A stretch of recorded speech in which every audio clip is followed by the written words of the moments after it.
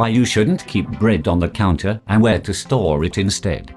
Whether you store bread in a basket or on a fruit stand, studies show that keeping it on the counter is the last place you should be leaving your loaf. According to a report from food studies at the University of Nebraska Lincoln, the microorganisms that cause food to spoil grow best at room temperature. Bread will get moldy and fuzzy after about a week if you store it on your counter. And if you leave it exposed to light and air, it can speed up its deterioration. Mold spores in the air end up on your bread, but they have long roots, so it could take a few days before a bluish fuzz starts to sprout. That means you could be innocently almond buttering infected toast without realizing it. Where you should store bread instead. So you're probably wondering how to store your bread, right? You can save room temperature storage for canned foods and other non-perishable items. The best place for your bread is in your freezer.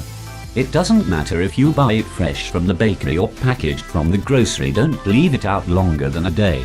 A study from the European Journal of Clinical Nutrition showed that keeping bread in the freezer reduces the chances of mold developing, which in turn decreases food waste.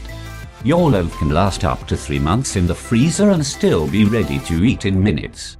For example, Ezekiel bread is sold in the frozen food aisle because sprouted grain bread has fewer preservatives than their enriched white cousins, so the grocers keep it cold to avoid early onset spoilage. Is mold dangerous? It's frustrating to discover that the bread you were about to eat has more fuzz and spots than a Dalmatian. If you thought about removing the moldy parts and eating the rest, you're not alone. The good news is that eating moldy bread won't kill you, but consuming too much of it can cause tummy troubles, allergic reactions, and respiratory issues.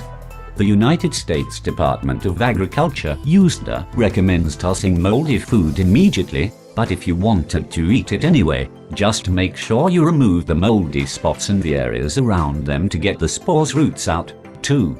But if it's on our list of the unhealthiest bread on the planet, it's probably not worth saving anyway.